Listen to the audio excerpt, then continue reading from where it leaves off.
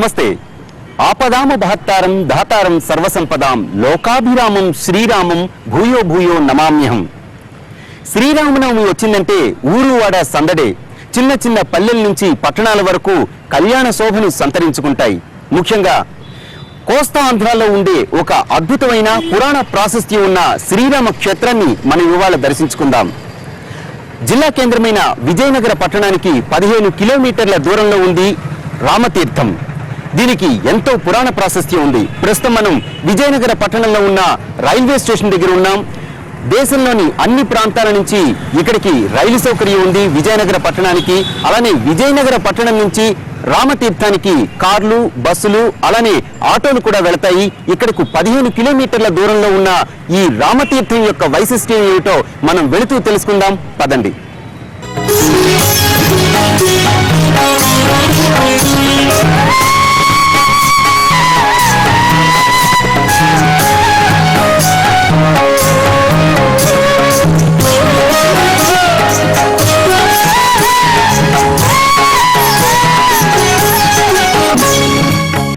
విజయనగర పట్టణం నుండి రామతీర్థాలు వెళ్లే మార్గం అంతా కూడా ఎంతో మంచి ప్రకృతి రమణీయతతో అలరారుతూ ఉంటుంది.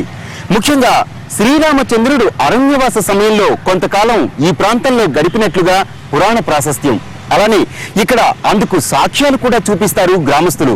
ముఖ్యంగా సీతాదేవి పురిటి మంచం ఇక్కడ ఉందంటారు ఇక్కడ గ్రామస్తులు. అలానే ఈ ప్రాంతానికి మరొక వైశిష్ట్యం కూడా ఉంది.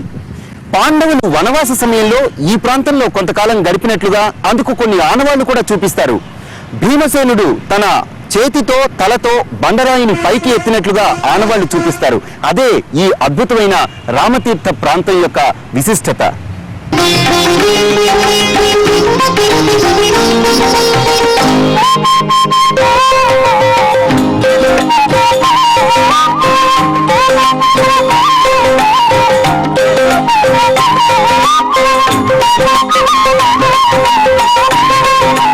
ప్రస్తుతం మనం నెల్లిమర్ల జంక్షన్ లో ఉన్నాం. ఇక్కడి నుంచి 6 కిలోమీటర్లు ఈ మార్గం గుండా వెళితే మనం రామతీర్థం చేరుకుంటాం.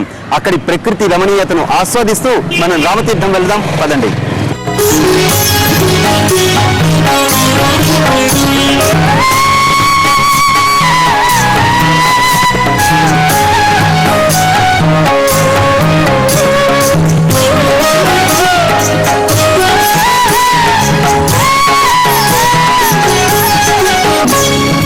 చూసారుగా, అద్భుతమైన ప్రకృతి రమణీయతను ఆస్వాదిస్తూ 15 కిలోమీటర్లు ప్రయాణం చేసి మనం రామతీర్థం క్షేత్రానికి చేరుకున్నాం.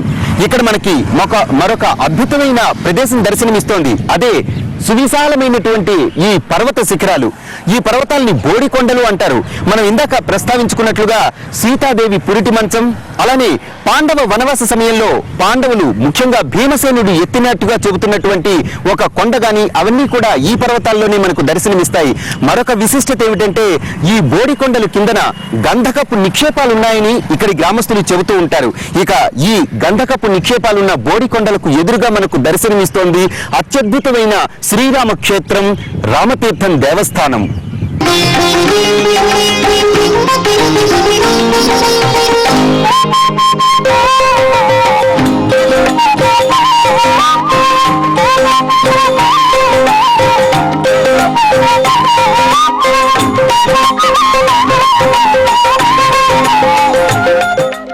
అందమైన తామర పూలు మధ్యలో సుందరమైన మంటపం మనకు దర్శనమిస్తున్న ఈ కొలన్ని ఇంద్ర పుష్కరిణిగా పిలుస్తారు.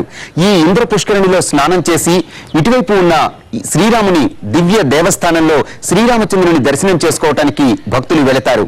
రామతీర్థాల్లో కొలువై ఉన్న శ్రీరామచంద్రుని దేవాలయంలో నిత్యోత్సవాలు, వారోత్సవాలు, పక్షోత్సవాలు, సంవత్సరోత్సవాలు, అనేక ఉత్సవాలు జరుగుతూ ఉంటాయి. ముఖ్యంగా ఇక్కడ జరిగే శ్రీరామనవమి ఉత్సవాలు అత్యంత కన్నుల పండుగగా జరుగుతాయి. కొన్ని కోట్ల మంది ఒక్క విజయనగరం జిల్లా నుంచే కాకుండా కోస్తా ప్రాంతంలో ఉన్న అన్ని జిల్లాల నుంచే కాకుండా దేశం మొత్తం మీద ప్రజలందరూ కూడా ఇక్కడికి వచ్చి ఈ శ్రీరామనవమి ఉత్సవాల్ని దర్శించుకుంటూ ఉంటారు. ఇక్కడ జరిగే అద్భుతమైన ఉత్సవాల్లో శ్రీరామనవమి ఉత్సవాలు ఎంతో చెప్పుకోదగ్గవి.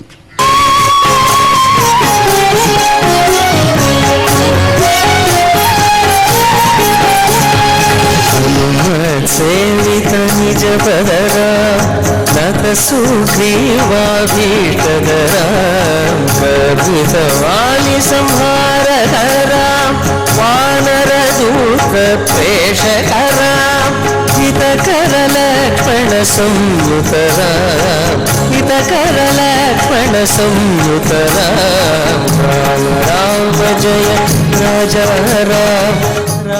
త్రేతాయుగంలో శ్రీరాముడు సీతా లక్ష్మణ సమేతుడై తిరిగిన ప్రాంతంగా, అలానే తరువాత ద్వాపర యుగంలో పాండవులు అరణ్యవాసంలో భాగంగా నివసించి ఆ సీతారామచంద్రుల విగ్రహాలను ఇక్కడ ప్రతిష్ఠించి పూజించిన అతి పవిత్రమైన ప్రాంతంగా ఈ రామతీర్థాలు ఎంతో ప్రఖ్యాతిని చెందాయి. చంపావతి నది సమీపాన భాస్కర పుష్కరిణి, అలానే నీలాచలానికి ఈ రెండిటికి నడుమ పచ్చని కొండలు, పచ్చిక బయళ్ల హద్దులుగా కలిగిన సుందర ప్రదేశం ఈ రామతీర్థాలు.